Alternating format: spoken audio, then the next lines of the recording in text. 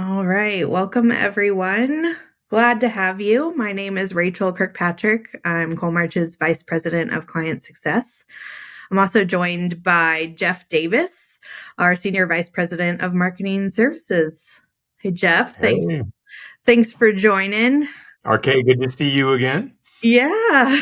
If anyone doesn't know, everyone at Coalmarch refers to me as RK. We've got lots of Rachels in the house. So if you didn't know, a lot of you know already, but RK is if Jeff mentioned. So thanks, Jeff, for joining. We got a lot to talk about today, the home services market. Let's start by looking at our goal. We really want to bring you industry data to our clients to really and help inform your business strategy and goals coming into 2024. It's been a rocky road the last year or so we're going to talk about it. We're going to jump into what this looks like for your business and how we can help for the upcoming year. Excellent. Let's jump into the data real quick. Just a quick background. I've been with Coalmarch for about 6 months in this leadership role, but I've been around Workwave and some of the acquired companies for about 6 years. So I'm very used to presenting on data. And one of our missions right now is to leverage what we have as an industry leader within all of Workwave and Coalmarch to present relative data for you to make decisions in your business. That's key. That's what we want to do. We want to bring it out. I know we have our annual report, but we want to bring more chunks of this data out to you so that it's relevant. So this is our first stab at it today. We're going to go RK. Let's see if we can move through. So what we're going to be looking at through here is, really we're just looking at the home services industry, really through pest in the green industry. And we're taking a look at 2022 to 2023. And there've been a lot of big changes. I'm sure that you're feeling those in your business right now. Really what it is we're kind of in a hangover from the pandemic and from inflation and everything else. So if we look at the things that were going on in 2022, just a quick recap. I know everyone knows these things, but just to kind of walk through, highest inflation in 40 years, rising mortgage rate interest rates. I think we just hit a 20-year high. Just hit a 20-year high this year, which inexplicably has led to rising home prices. And usually those two don't go in the same bucket when you have higher monthly mortgage cost and interest, but prices have gone up with it, which has actually led to a slowdown in the housing market itself because there's no supply. People aren't moving. And what's happened is consumers have shifted their spending from home services to actually home improvements because they're not moving. So they're keeping their houses, leading to a shortage of supply. And those dollars aren't flowing into us quite as much as they have been. But let's take a look into the details of some of those markets. Let's look at the pest industry first. So overall, these are good looking stats right here. I can see why everyone wants to be in the pest industry. That growth trajectory is impressive. So over the past 5 years, we've had about a 7% annualized market growth. It's pretty good. Some of those years have been absolutely fantastic. And it looked a little stagnant, surprisingly, in the 2010s, but there's been boom time. If we take a look at what's coming in the next few years, the picture changes just a bit. So highlighted here in green, you've kind of got our pandemic years, right? We had exceptional growth, 11%, and it looks like almost 10%. But now we're starting to slow down and we're projecting about 1.7% in total market growth for the pest industry for 2023. It is worth noting here, this is not our data. This is market data put together by IBIS. It's data found online. There's a link in the document, and I'm sure we'll be able to send that out. You have any thoughts on this? RK, I know you live this data day to day. You see this market stuff. No, we're definitely feeling it. I think we can all, from a marketing standpoint and lead and sales generation, we've seen those really great numbers hitting, even 2020, 2021. And we're starting to see that trend slow in 2022, 2023. So this is definitely very much in line with what we're seeing. The good news is it's still positive growth. The Yeah. market isn't shrinking. That's positive, right? So if we go and we take a look at the landscaping market, let's look at a little bit of green here. Green has been always on a trajectory. I see why people love to jump into this space, right? So over the past 5 years, the growth is even a little higher than pest, 8.1% annualized growth year over year.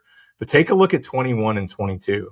I mean, those were exceptional years. I mean, absolutely exceptional. I know, and for me in particular, the weather's been so crazy. I've had to rip out a lot of landscaping and redo things in my house. I've been spending more with my provider for sure. If we take a look at what's coming in the next few years, we're going to start to see a little bit of leveling off, and we're settling in at 3.1% projected growth rate for the market. So not horrible. not 12% and 15% that we've seen in the past few years. Still at a positive growth rate and still moving in the right direction. So not quite as much as pest. Have you noticed anything different in the green industry versus the pest industry? What are you seeing with clients right now? Yeah, definitely seen just a little bit more steadiness than pest. And of course, I do want to mention that when we're talking about landscaping, it includes lawn care within that. So this is Sure. not just landscaping, and it's just sort of how the data is presented. We can't really segment lawn care specifically, but definitely seen a little bit more stability, which is commonly unheard of when we think of lawn care as such a luxury service. So definitely in line with the data for sure. I personally recommend having two teenage boys. It makes the job go. It's a lot cheaper for me. So anyway, if the really scary data comes on the next slide, I don't want to say it's really scary, but this is telling. So when you look at the market data, and here in blue, we've got the market size growth, pest and landscaping. And then we take a look at the percentage of new businesses entering the market. What you're seeing is a trend that you would expect to see in macroeconomic trends, right? You're looking at new entrants coming in. It's been a boom market, 15, 16% in the green space over the past few years. So you've got a lot of people coming in. Pest, ton of new competition coming into the market. So what you're seeing here is that even though the market is growing, your competitors are outpacing the market from a growth perspective. You've got more competition competing for everything. For revenue, they're trying to take your clients and they're competing in the ad space. I'm sure, RK, you see that all the time. So this kind of paints a little bit of a different picture. This is a very competitive market that we're about ready to walk into. Yeah, absolutely. Cost per clicks are on the rise. Luckily, Google does allow us to see competitor data within Google Ads. So we're able to see how we are outpacing competitors through that platform, but you're going to spend for it, unfortunately, to see you outbid your competitors. All right. So if we jump in and we take a look at Workwave data now. So everything we've looked at to now is just publicly accessible data through IBIS. Now we're taking a look at actual Workwave client revenue. Now this is an aggregate. Workwave has such market share that we consider this to be applicable data representative of the industry. Looking at pest first, this is a fascinating picture. So this data is year over year by month. So we're comparing the growth rate from the previous year in that same month. Just want to be clear on what we're looking at. It's not month over month, it's year over year. And what we're seeing is this year we are trending down in both service count and revenue. Service count is trending down significantly more than revenue. Good question. Why would that be? We think that's because everyone raised prices last year. So if you hadn't raised prices, if you're late to this game, your revenue is probably hurting more year over year than your competitors right now because everyone else made that gap in between these two lines right now. They increased prices. So as the service count went down and people didn't need as much, you were getting more incrementally per client, which is a positive trend. So market is going to grow a little bit, not much. And our trends year over year in service count are down. So I'm going to be interested to get into how we tackle this here in a few, RK. Yeah. If we take a look at the green industry, the picture is a little bit different. Actually, it's very different. Very different. We're not dipping below zero really in anything except for a couple months. You know, the amazing thing being new to the green industry over the past few years is the seasonality. I didn't expect a level of seasonality, but you can kind of see it in a chart like this when you look at it month over month. So we're still seeing a very positive trend in revenue, and we're seeing a positive trend in service count. You notice we're still seeing a little bit of that gap too, where you can tell that people have raised prices, so it's not hitting them as much. And by June, our year over year numbers were down. Our service count increase was only up, it was less than 4%, but our revenue was up 7.7%. So at this point in time, I would probably say that our green clients are doing pretty well. They're going to have a lot more competitors coming up. So I do see a more challenging market for them to come. Absolutely. All right. Before I hand this over to RK, real quick, just a couple last thoughts on this and looking at all of this economic data. You know, down markets are an opportunity, right? Especially in the pest industry. Green looks to be a little bit up, even though you got more competitors coming in. In the pest industry, what are your goals for the next few years? And I think RK is going to go into these a little bit more, but you know, if you're looking at to grab market share. This is an opportunity. People pull back cash. They're not going to spend and invest in much. This is when people come in and take over market share or in down markets. If you're looking to just preserve revenue, that's a great business goal. I mean, you can invest in just maximizing revenue by client. So I don't want to steal your thunder, RK. I know you're going to touch on a few of these items. Yeah, absolutely. We wouldn't give you all the doom and gloom of the next few years without some recommendations.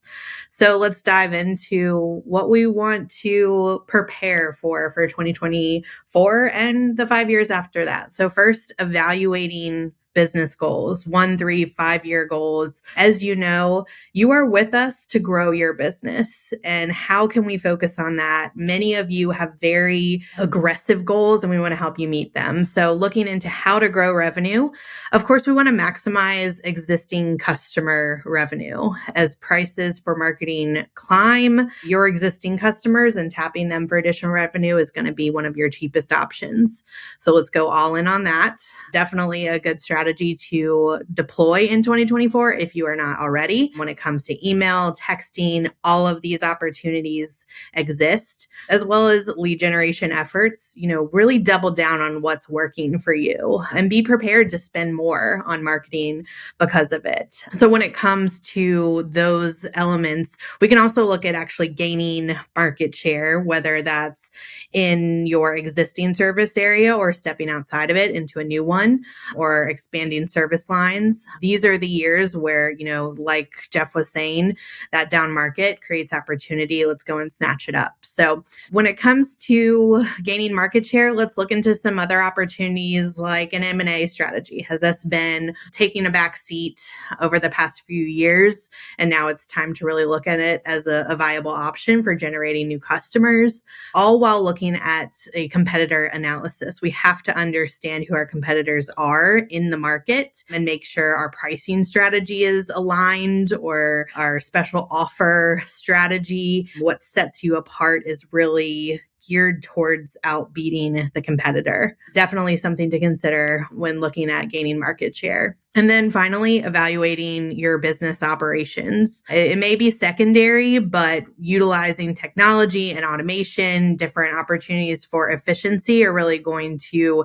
help with your overall expense so that you can put money back into your marketing efforts and really help grow that revenue. So overall business opportunities here and something that we really want to dial in over the next several months. But let's take a look at the pricing strategy that I mentioned. I want to share a little bit of Workwave data here. We have revenue per service. I guess it's really quarter over quarter. So we have 2021 compared to 2022 and 2023. You'll see 2023 in the light blue line. So prices have increased across the Workwave customer base, really showing that, like Jeff mentioned earlier, that we're taking advantage of increasing prices and helping to mitigate any of the market factors that have really been hitting the pest and green industries. So we're seeing an average revenue per service for pest at about $118, while on the lawn side about $100. So let's definitely keep this up, making sure that